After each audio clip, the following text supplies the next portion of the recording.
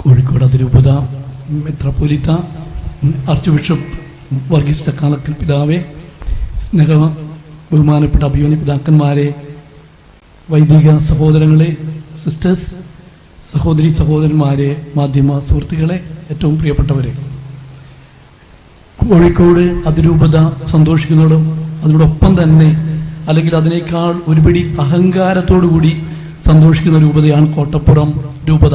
കാരണം നമ്മുടെ വർഗീസ് ചക്കാലക്കൽ പിതാവ് കോട്ടപ്പുറ രൂപത അംഗമാണ്, മാളപ്പള്ളിപ്പുറം ഇടവ അംഗമാണ്.